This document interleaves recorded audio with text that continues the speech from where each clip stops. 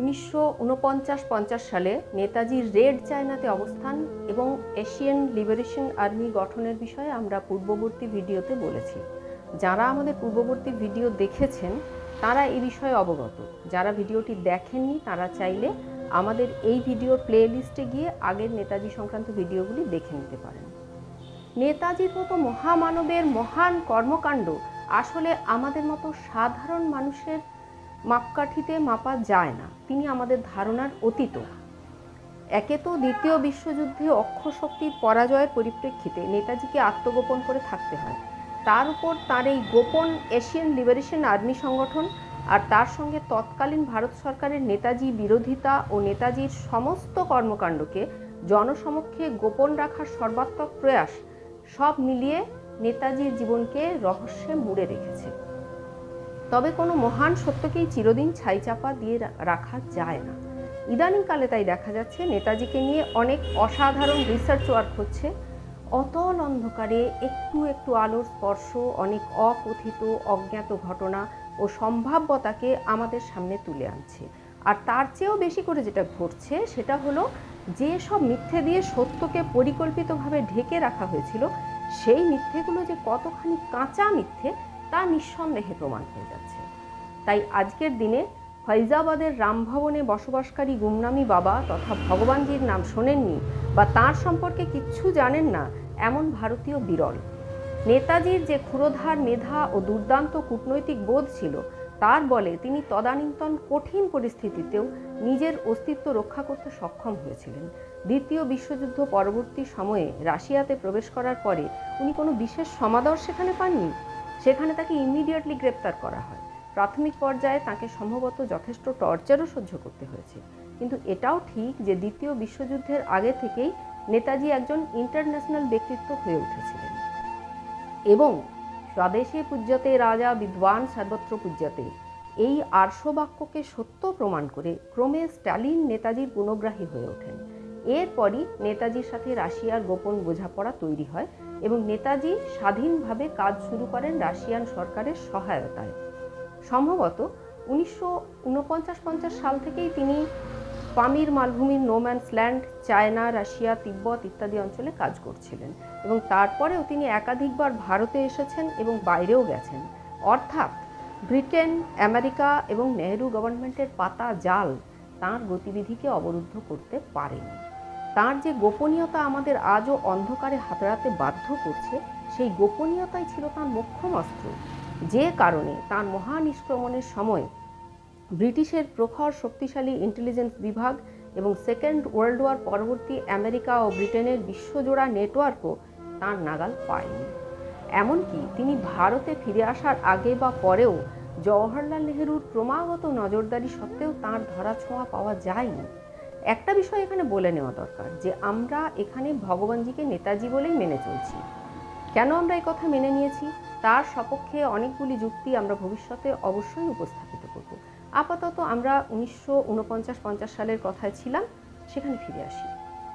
এই পর্বে ভগবানজি তথা নেতাজির একটি গুরুত্বপূর্ণ ভূমিকার বর্ণনা পাওয়া যায়। এই সময়ই অর্থাৎ 1950 সালের 6 অক্টোবর চায়না তিব্বত আক্রমণ করে ও দখল করে নেয়। এরপর তিব্বতের বুদ্ধিস্ট কালচারকে ধ্বংস করবার জন্য তারা নির্মম উৎপীড়ন আরম্ভ করে। বৌদ্ধ মঠ ধ্বংস করা, লাইব্রেরি পুড়িয়ে দেওয়া, গুম্ফা ধ্বংস করা, তিব্বতীয় শিক্ষা ব্যবস্থাকে ভেঙে ফেলে নিজেদের কমিউনিস্ট শিক্ষা ব্যবস্থা জোর করে লাগু করা, মানুষকে অত্যাচার করা, লামাতন্ত্রকে বানচাল করার প্রয়াস ইত্যাদি নানা প্রকার পন্থা অবলম্বন করতে থাকে। দালাই লামা এই পরিস্থিতিতে তিব্বতীয় সংস্কৃতির প্রধান প্রতীক ও স্তম্ভ হিসাবে চীনের টার্গেট হয়ে ওঠেন। দালাই লামাকে চাইনিজ সরকার তাদের একটি অনুষ্ঠানে আমন্ত্রণ জানায়, কিন্তু তারা দালাই লামাকে শর্ত দেয় যে সেখানে তিনি নিজের বডিগার্ডদের নিয়ে আসতে পারবেন না। দালাই লামার তিব্বতীয় পারিষদ এবং পরামর্শদাতা থেকে আরম্ভ করে সাধারণ জনগণ সকলেই অনুমান করতে পারে যে চায়না সরকার দালাই লামাকে কিডন্যাপ করতে চায় এবং সকলেই দালাই লামাকে ওই অনুষ্ঠানে যেতে নিষেধ করে। এই অবস্থায় চীন দালাই লামার প্রাসাদ নরবুলিঙ্কা ঘিরে নিতে থাকে। তিব্বতীয়রাও দলে দলে এসে দালাই লামার প্রাসাদ গার্ড দিতে শুরু করে। দালাই লামাকে তারা বাঁচাতে চায়। দালাই লামা তাদের ধর্মগুরু, প্রশাসক, তাদের সাংস্কৃতিক, সামাজিক ও ধর্মীয় সার্বভৌমত্বের প্রতীক এবং আকর তাদের কাছে ঈশ্বরের জীবন্ত প্রতিভূ। তিব্বতে চীনের বিরুদ্ধে একটা রীতিমতো আপসার্জিং চলছিলই। এই আপসার্জিংয়ের মেইন কারিগর ছিল তিব্বতীয় খাম্পা সম্প্রদায়। এরা তিব্বতের খাম প্রভিন্সের লোক এবং যোদ্ধা উপজাতি। দালাই লামাও চেয়েছিলেন চাইনিজদের প্রতিরোধ করতে এবং সেই উদ্দেশ্যে তিনি ভারতের কাছে রিকোয়েস্ট পাঠান 50,000 রাইফেলস এবং আরও বেশ কিছু অ্যামিউনিশনের জন্য। সোজা কথায় তিনি তিব্বতের সুরক্ষার জন্য ভারতের সাহায্য চান এবং ইন্টারন্যাশনাল রুলস অনুসারে এই সাহায্য ভারতের তরফ থেকে তিব্বতের প্রাপ্য ছিল, কারণ ভারতে যে ব্রিটিশ গভর্নমেন্ট ছিল তাদের সাথে তিব্বতের ট্রিটি সাইন করা ছিল যে তিব্বতকে তারা বিদেশি আক্রমণের বিরুদ্ধে সুরক্ষা দেবে। আর ভারত সরকারের যে স্বাধীনতা লাভ তা ক্ষমতা হস্তান্তরের মাধ্যমে হয়েছিল, সুতরাং আইনানুসারে এই ট্রিটির দায় ভারত সরকারের ওপরেই বর্তায়। কিন্তু জওহরলাল নেহেরুর সরকার আইনের কোনো তোয়াক্কা না করে এই সাহায্য দিতে সরাসরি অস্বীকার করে এবং তিব্বতের উপর চীনের আক্রমণকে রীতিমতো জাস্টিফাই করে বলে যে তিব্বত হলো চীনের ইন্টিগ্রাল পার্ট। এই ঘটনা জওহরলাল নেহেরুর কূটনৈতিক এবং সামরিক অদূরদর্শিতার অন্যতম প্রমাণ, কারণ প্রতিবেশী রাষ্ট্র চীনের এই সাম্রাজ্যবাদী আগ্রাসনকে এইভাবে নির্বিবাদে বাড়তে দিয়ে তিনি পরবর্তীকালে ভারতেরও বিপদ ডেকে এনেছিলেন। সে ঘটনাতেও নেতাজি তথা ভগবানজি অত্যন্ত প্রাসঙ্গিক, কিন্তু সে কথায় যথাসময়ে আসবে। সাহায্য চেয়ে ব্যর্থ হওয়ার পরে দালাই লামার আর প্রতিরোধ করার পরিস্থিতি ছিল না।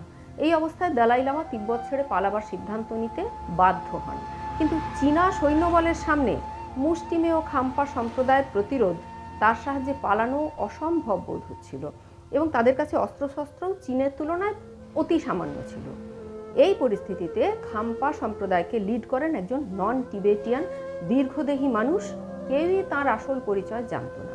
তিনি মাঙ্কি ক্যাপ পরে থাকতেন সবসময়, শুধু দুটি চোখ ছাড়া মুখের বাকি ফিচার্স সবসময় ঢাকা থাকত। তাকে জেনারেল ডেথ বা জেনারেল শিবা বলেই সকলে জেনেছিল। তিনি সেই সময় খাম্পাদের মধ্যেই থাকতেন। এই জেনারেল শিবা বা জেনারেল ডেথের বিবরণ আমরা ভগবানজির থেকেও জানতে পারি। আবার থমাস লাওয়েল, যিনি একজন আমেরিকান সাংবাদিক হিসেবে সেই ক্রাইসিসের সময় তিব্বতে ছিলেন এবং সব ঘটনা প্রত্যক্ষভাবে জেনেছেন, তাঁর লেখা দি দালাই লামা গ্রন্থেও এই জেনারেল ডেথের কথা জানা যায়। চীনের বিরুদ্ধে তিব্বতীয়রা যখন আপরাইজিংয়ের ডিটেইল প্ল্যান করছিলেন, সেই প্ল্যান করা হচ্ছিল একজন টিবেটান মার্চেন্টের বাড়ির ড্রয়িং রুমে। সেই বৈঠকে সশরীরে প্রেজেন্ট ছিলেন থমাস লাওয়েল, আর ছিলেন তিব্বতের সমস্ত বড় বড় মঠের প্রধান লামারা বা তাঁদের প্রতিনিধিরা, এবং প্রেজেন্ট ছিলেন জেনারেল ডেথ বা জেনারেল শিবা, অর্থাৎ ভগবানজি বা নেতাজি। থমাস লাওয়েলের বিবরণ অনুসারে সেই বৈঠকে সমস্ত সামরিক প্ল্যান ঠিক করছিলেন জেনারেল শিবাই। বিস্ময়করভাবে কোনো সুস্পষ্ট কারণ না দেখিয়েই থমাস লাওয়েলের দি দালাই লামা বইটি ভারতে নিষিদ্ধ করে দেওয়া হয়েছিল। যাই হোক, প্রথমে দালাই লামা পালিয়ে ভারতে আসতে চাননি। তিনি নেপাল বা ভুটানে যাওয়ার সিদ্ধান্ত নিচ্ছিলেন। ভগবানজি বলেছেন যে আমি তাকে ভারতে আসার পরামর্শ দিই। বাস্তবে দালাই লামার সাহায্য প্রার্থনা জওহরলালের দ্বারা প্রত্যাখ্যাত হওয়ার ফলে দালাই লামা অত্যন্ত অপমানিত বোধ করেছিলেন এবং তিনি জওহরলাল নেহেরুকে বিশ্বাস করতে পারছিলেন না। তখন ভগবানজি তাকে বলেন যে দালাই লামা যদি ভারতে এসে অ্যাসাইলাম চান, তাহলে জওহরলাল নেহেরু তাকে অ্যাসাইলাম দিতে বাধ্য হবেন, কারণ ভারতীয় জনতা দালাই লামাকে সর্বান্তঃকরণে সমর্থন করেন। এখানেও আমরা ভগবানজি তথা নেতাজি সেই দুর্দান্ত এবং অভ্রান্ত ফোরসাইটের পরিচয় পাই, যে ফোরসাইটের বলে তিনি মিত্রশক্তিরই রাশিয়ার কাছে তার রাজনৈতিক আশ্রয় নিয়েছিলেন। তো যাই হোক, দালাই লামার কথায় ফিরে আসা যাক। থমাস লাওয়েলের বিবরণে এবং ডক্টর মধুসূদন পালের নেতাজি সংক্রান্ত লেখায় এই যুদ্ধের বিবরণ জানতে পারি। জেনারেল শিবার প্ল্যান অনুসারে দালাই লামা তার নরবুলিঙ্কা প্রাসাদ থেকে একজন তিব্বতী ছাত্রের ছদ্মবেশে বেরিয়ে যান বেশ কিছু বইপত্র নিয়ে। তিনি এবং তার প্রায় 2000 জন সঙ্গী হাঁটা পথে ভারতের দিকে রওনা দেন। কিছু খাম্পা সৈন্য তাদেরকে নিয়ে সেখানকার ব্রহ্মপুত্র নদী পার করে ভারতের দিকে এগোতে থাকে। অন্যদিকে জেনারেল ডেথের নির্দেশ অনুসারে লাসার একটি বড় এবং প্রাচীন মেডিকেল কলেজকে খাম্পাদের তথা তিব্বতী বিদ্রোহীদের আর্মি বেসে পরিণত করা হয়। সেখানে খাম্পা বিদ্রোহীদের বেস ক্যাম্প হয়। বোল্ট অ্যাকশন রাইফেল নিয়ে সেই ক্যাম্পে খাম্পা যোদ্ধারা পজিশন নেয়, আর রাস্তার বিভিন্ন গুরুত্বপূর্ণ মোড়ে লাইট মেশিন গান আর গ্রেনেড নিয়ে প্রতিরোধ ব্যবস্থা গড়ে তোলা হয়। এছাড়া বেশ কিছু লোকাল তিব্বতী ম্যাস্টিফ ডগকে ট্রেন করে তাদেরকে চাইনিজ সোলজারদের উপর আক্রমণ করতে ছেড়ে দেওয়া হয়। এই তিব্বতি ম্যাস্টিফ ডগ প্রয়োজনে প্রচণ্ড ফেরোসিয়াস হতে পারে এবং এদের বডি ওয়েট 65 থেকে 90 কেজি পর্যন্ত হয়। এরা সিংহকেও ফাইট দেওয়ার ক্ষমতা রাখে। তো পুরো যুদ্ধটাকেই জেনারেল ডেথ গেরিলা নীতিতে চালাবার ব্যবস্থা করেন, কারণ খাম্পাদের চেয়ে চীনা সৈন্যরা সংখ্যাতেও অনেক অনেক বেশি ছিল এবং অস্ত্রশস্ত্রেও ছিল ঢের বেশি সজ্জিত। দালাই লামা লাসা শহর ছেড়ে বেরিয়ে যাওয়ার পরেই খাম্পারা জেনারেলের নির্দেশ অনুসারে আক্রমণে ঝাঁপিয়ে পড়ে চাইনিজদের লক্ষ্য করে। চীনা সৈন্যরাও প্রতি আক্রমণ করে এবং নরবুলিঙ্কা প্রাসাদ তো তারা আলটিমেটলি গুঁড়িয়ে দেয়ই। তারা যখন বুঝতে পারে যে তিব্বতী বিদ্রোহীদের কমান্ড সেন্টার হচ্ছে ওই মেডিকেল কলেজ, তখন তারা আকাশপথে বম্বিং করে মেডিকেল কলেজ উড়িয়ে দেয়। জেনারেল শিবা বেসমেন্টে ঢুকে পড়ে যুদ্ধ পরিচালনা করতে থাকেন। ওই সাংঘাতিক অসম যুদ্ধে তাঁরা 3 দিন ধরে প্রচণ্ড প্রতিরোধ তৈরি করেন। অবশেষে আবার খবর আসে যে দালাই লামা অনেকখানি দূরত্বে অর্থাৎ সেফ ডিস্টেন্সে পৌঁছে গেছেন। তখন খাম্পা যোদ্ধারা ফায়ারিং বন্ধ করে দেয় এবং জেনারেল শিবা এবং খাম্পা সৈন্যরা বিভিন্ন পাহাড়ি পথ ধরে ওই জায়গা থেকে এসকেপ করে যান। ভিউয়ার, আপনার কি মনে হচ্ছে না যে এখানেও আমরা জেনারেল ডেথের আর নেতাজির কার্যের পদ্ধতির মধ্যে অদ্ভুত একটা সাদৃশ্য খুঁজে পাচ্ছি? সেটা হলো যে কোনো যুদ্ধের একটা নিখুঁত এসকেপ প্ল্যান বানিয়ে রাখা। এই প্রক্রিয়া আমরা তাঁর কাজে বারবার লক্ষ্য করেছি। এই প্রচণ্ড অসম যুদ্ধে 1000 জন খাম্পা সোলজার মারা যায়। দালাই লামাকে ধরতে না পারার আক্ষেপে এবং আক্রোশে চাইনিজ সৈন্যরা প্রায় 87,000 টিবেটানকে এরপর মেরে ফেলে। অন্যদিকে আবার চায়না এয়ারফোর্স পাঠায় আকাশপথ থেকে দালাই লামাকে খুঁজে বার করার জন্য, এবং অর্ডার ছিল যে জীবন্ত যখন ধরা গেল না তখন ওপর থেকে দেখতে পেলে বম্বিং করে মেরে ফেলো। চাইনিজরা চারদিকে খুঁজে যখন পেল না, তখন তারা অনুমান করে যে দালাই লামা ভারতের দিকেই গিয়ে থাকবেন। ভারতে প্রবেশের খুব কাছাকাছি তখন পৌঁছে গেছেন দালাই লামা ও তাঁর দলবল। সেই সময় আকাশপথে চায়নার প্লেনকে তাঁরা দেখতে পান এবং মনে করেন যে এইবার সব শেষ। এত দূর এসেও শেষ রক্ষা আর হলো না। ঠিক এই সময় অদ্ভুতভাবে একটা কুয়াশার আস্তরণ সৃষ্টি হয়ে চারিদিক আচ্ছন্ন করে দেয়, আর চীনা সৈন্যরা আকাশপথ থেকে কাউকে দেখতে না পেয়ে ফিরে যায়। আমাদের সাধারণ জ্ঞান বুদ্ধিতে এটাকে ভাগ্য বলেই মনে হয়, কিন্তু ভগবানজি বলেছেন যে রীতিমতো নিজের প্রাণের ঝুঁকি নিয়ে ইন্দ্রজাল সৃষ্টি করে ভগবানজি এই কুয়াশা সৃষ্টি করেছিলেন। এটা কী প্রক্রিয়ায় করা যায় সে সম্বন্ধে আমার মতো সাধারণ মানুষের কোনো ধারণা নেই। তবে আধ্যাত্মিক শক্তির মাধ্যমে ইন্দ্রজাল করতে আমরা অনেক ভারতীয় ব্যক্তিত্বকে দেখেছি, যেমন যোগীরাজ শ্রী শ্যামাচরণ লাহিড়ী, শ্রী অরবিন্দ ঘোষ, বামা খ্যাপা, তৈলঙ্গ স্বামী প্রমুখ। তৈলঙ্গ স্বামীর একটি ঘটনা তো সেই সময় দেশ বিদেশে প্রসিদ্ধ হয়েছিল, যা অনেকেই জানেন। উলঙ্গ থাকার অপরাধে ব্রিটিশ পুলিশ তাকে গ্রেপ্তার করে নিয়ে গিয়ে জেলে রাখে। সারা রাত জেলে থাকার পরে সকালে পুলিশ নিজের চোখে দেখে যে তিনি বাইরে পায়চারি করছেন। তখন তারা ভাবে যে তিনি কোনোভাবে এসকেপ করেছেন। এরপর তারা তাড়াতাড়ি গিয়ে দেখে যে তিনি সেলের ভেতরেই রয়েছেন। তখন তারা আলটিমেটলি বুঝতে পারে যে ইনি কোনো সাধারণ মানুষ নন এবং তারা ক্ষমা চেয়ে তাকে ছেড়ে দেন। এই ঘটনার উল্লেখ এখানে এই কারণে করলাম যে স্পিরিচুয়াল রেলম সম্বন্ধে আমাদের মতো সাধারণ মানুষদের কোনো ধারণা নেই। উপরন্তু আমরা ভারতীয়রা স্পিরিচুয়াল পাওয়ার বিষয়ে কিছু বললে মনে করি যে বুজরুকি করছে বা নেশা ভাঙ করেছে। কিন্তু আসল কথা হচ্ছে দীর্ঘকাল ব্রিটিশ শাসনে থাকতে থাকতে আমাদের আত্মবিশ্বাসটা এতটাই নিচে নেমে গেছে, আমরা এখন আর বেছে নিতে পারি না কোনটা সত্যি হতে পারে কোনটা মিথ্যে হতে পারে। আমি এত কথা এই কারণে বলছি যে আমার বক্তব্য এটা নয় যে বুজরুকি বলে কিছু হয় না। আমি শুধু বলতে চাই যে বুজরুকি আর অতীন্দ্রিয় ক্ষমতার মাঝখানে ডিফারেন্সটা যেন আমরা ফলো করতে বা অনুভব করতে শিখি। এই হঠাৎ আসা কুয়াশার প্রভাবে রক্ষা পেয়ে যাওয়ার ঘটনাটি পরবর্তীকালে আমরা দালাই লামার মুখে শুনতে পাই বিবিসিকে দেওয়া তার একটি ইন্টারভিউতে। আবার দালাই লামা ইন্ডিয়াতে পলিটিক্যাল অ্যাসাইলাম পাওয়ার পরে চায়না 1962 সালে ইন্ডিয়ার দিকেও হাত বাড়ায়। এইবার আমাদের সামনে প্রকট হয়ে ওঠে পণ্ডিত নেহরুর চায়না পলিসির চরম গাফিলতি এবং সেনাবাহিনী তথা প্রতিরক্ষার প্রতি তাঁর চূড়ান্ত নেগলিজেন্সের চিত্র। এসবের মাসুল গুনতে হয়েছিল ইন্ডিয়াকে। আমাদের সৈন্যবাহিনীর না ছিল ভালো অস্ত্র, না ছিল লোকবল, না ছিল বরফের এলাকাতে পরার উপযুক্ত সানগ্লাস, না ছিল আধুনিক অস্ত্রশস্ত্র, মানে আমি 1962 সালের পরিপ্রেক্ষিতে বলছি আর কি। কেডস আর সোয়েটার পরে হিমালয়ের হাড় কাঁপানো মাইনাস তাপমাত্রায় তারা লড়াই করেছেন 13 থেকে 17,000 ফিট উচ্চতায়। ফল যা হওয়ার তাই হয়েছিল। ভারত পর্যুদস্ত হয় চীনের হাতে। চীনা সোলজার এর সাথে ভারতীয় সোলজারের মানে সংখ্যার অনুপাত ছিল চায়না ইজ টু ভারত মানে 4:1, বুঝে দেখুন। তবুও চুসুল এলাকায় 17,000 ফিট উচ্চতায় ভারতের জেনারেল শয়তান সিং তার সেনাদল এক কথায় অতুল কীর্তি স্থাপন করে চীনকে পিছু হটতে বাধ্য করে, নিজেদের জীবনের বাজি রেখে। অফকোর্স আকসাই চীন এলাকা তো অনেক আগে থেকেই চায়না চুপচাপ দখল করে নিয়েছিল। এরপর তারা তাওয়াং হয়ে অসমের তেজপুর পর্যন্ত ঢুকে পড়ে। রিট্রিট করা ছাড়া ইন্ডিয়ার হাতে কোনো অপশান ছিল না। তেজপুরের স্টেট ব্যাংক ম্যানেজার ব্যাংকের সমস্ত নোট পুড়িয়ে দেন যাতে সেগুলি চীন না পায় তার জন্য। অর্থাৎ আসাম এক প্রকার চীনের হাতে চলে যাবে বলেই সকলে ধরে নিয়েছিল। প্রধানমন্ত্রী নেহেরু দেশবাসীকে একটা ইমোশনাল স্পিচ দিয়ে বলেন, my heart goes for Assam. তবে এই পরিস্থিতিতে তিনি আমেরিকান প্রেসিডেন্ট কেনেডির কাছে সাহায্য প্রার্থনা করে পরপর 2টি চিঠি পাঠান এবং প্রেসিডেন্ট কেনেডি দ্রুত ভারতকে সাহায্য দিতে প্রস্তুত হয়ে যান। নভেম্বরের 22 তারিখে আমেরিকার ইন্টারফিয়ার করার কথা, তার একদিন আগেই 21শে নভেম্বর চীন আচমকা একতরফা সিজ ফায়ার ঘোষণা করে এবং তারা পিছু হটতে শুরু করে ও ক্রমে তারা অরুণাচল প্রদেশ থেকেও সরে গিয়ে ম্যাকমেহন লাইনের ওপারে চলে যায় এবং ভারতের সব যুদ্ধবন্দীদের ছেড়ে দেয়।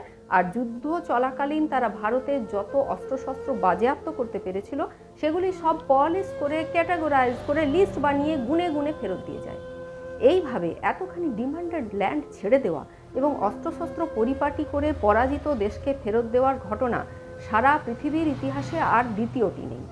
এখন প্রশ্ন, চীনের এই আজব ব্যবহারের কারণ কি? এত বড় একটা ঘটনা তো আর এমনি এমনি ঘটে না। আমি যেসব তথ্য পেয়েছি তার ভিত্তিতে আমার ধারণা চীনের এই ব্যবহারের পিছনে মাল্টিপল কজেস ছিল। অবশ্যই এটা আমার নিজস্ব ধারণা, তথ্যের ভিত্তিতে কেউ দ্বিমত পোষণ করতেই পারেন। প্রথম কারণ, আমেরিকা বিষয়টিতে শুধু প্রতিক্রিয়াই দেয়নি, তারা সামরিক সাহায্য দিতেও প্রস্তুত হয়ে গিয়েছিল। এছাড়া ব্রিটেন এবং অন্য 2-1টি পশ্চিমী দেশও চীনের সমালোচনা করে ভারতকে নৈতিক সমর্থন করেছিল। এই কারণে চীন আন্তর্জাতিক চাপের মুখে ছিল। বিশেষত আমেরিকার সামরিক সাহায্য দিতে এগিয়ে আসার ঘটনা চীনকে অবশ্যই ব্যাকফুটে পাঠায়। দ্বিতীয় কারণ, নভেম্বরের শেষ দিকে হিমালয়ের ভয়ঙ্কর তুষারপাত ও ঠান্ডায় যুদ্ধ কন্টিনিউ করা চীনের পক্ষে দুরূহ ছিল। এই দুটি কারণ যুদ্ধ থামানোর জন্যে সেই পরিস্থিতিতে যথেষ্ট ছিল। এরপরেও অধিকৃত এলাকা সবটা ফিরিয়ে দিয়ে আবার দাবিকৃত ইস্টার্ন ফ্রন্ট বা অরুণাচল প্রদেশও গোটাটা ছেড়ে দিয়ে যে ম্যাকমেহন লাইনকে তারা কোনোদিনই মানে না এবং আজও তারা মানতে রাজি হয় না, সেটাকেও মেনে তার থেকেও পিছনে চলে গিয়ে আবার যুদ্ধে বাজেয়াপ্ত করা সমস্ত অস্ত্র গুনে পালিশ করে এবং ক্যাটাগরাইজ করে ফেরত দেওয়ার মতো নজিরবিহীন ঘটনা ঘটানোর পিছনে খুব সম্ভব ছিল ভগবানজি তথা নেতাজির হাত। তিনি নিজেই বলেছেন যে শারীরিক সমস্ত হ্যাজার্ড সহ্য করে আমাকে 2বার সেখানে যেতে হয়েছে এবং মাও সেতুংয়ের সাথে তার দ্বিতীয় বিশ্বযুদ্ধের সময় থেকেই যথেষ্ট সুসম্পর্ক এবং হৃদ্যতা ছিল। সে কথা আমরা আমাদের নেতাজি সংক্রান্ত আগের ভিডিওতেও উল্লেখ করেছি। সেই মাও সেতুংয়ের সাথে তিনি এই বিষয়ে বাদানুবাদ করেন এবং তার নিজের কথাতেই আছে যে তিনি মাও সেতুংকে রীতিমতো ওয়ার্নিং দিয়েছিলেন যে যা কিছু তুমি করছো তাতে তুমি যে কোনো দিন মার্ডার হয়ে যেতে পারো। আমাদের ওয়াকিবহাল ভিউয়ার যারা আছেন তারা জানেন যে নেতাজির আন্তর্জাতিক সৈন্যবাহিনী ছিল এবং তিনি রীতিমতো প্যারালাল একটি কূটনৈতিক সিস্টেম চালাতেন। আজকের দিনে আমরা অতি সম্প্রতি দেখলাম যে মসাদ কিভাবে ইরানে পরপর কিছু পালের গোদাকে হত্যা করে বহিঃশত্রুর পুরো সিস্টেমটাকে বিপর্যস্ত করে দিচ্ছে। ইদানিং ভারতের ক্ষেত্রেও এমন কিছু ঘটছে, যাই হোক সেটা এখানে আলোচ্য নয়।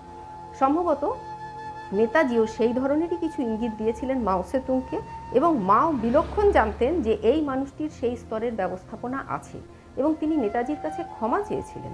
তবে এই ঘটনার মাইনিউট ডিটেলস আমরা যথারীতি পাই না, কারণ আমি প্রথম দিকেই বলেছি যে গোপনীয়তা ছিল তার অন্যতম প্রধান অস্ত্র। এসবের ডিটেলস তাই আজও পর্যন্ত আমরা তার কথা থেকে তো পাইই না। কিন্তু ভারত সহ সমস্ত পৃথিবীর বিভিন্ন দেশে নেতাজি সংক্রান্ত অনেক অনেক ফাইলস আজও ক্লাসিফাইড হয়ে আছে। আমরা প্রতীক্ষায় আছি, তাকিয়ে আছি কোনো না কোনো দিন সেই আশ্চর্য প্যান্ডোরাস বক্স আমাদের সামনে খুলবে আর আমরা জানতে পারবো কত বিপুল, অত্যাশ্চর্য, অভূতপূর্ব, অসাধ্য সাধনের কাহিনী। আজ তবে এই পর্যন্তই। আবার আসবো নেতাজির জীবনের অন্য ঘটনা নিয়ে। জয় হিন্দ।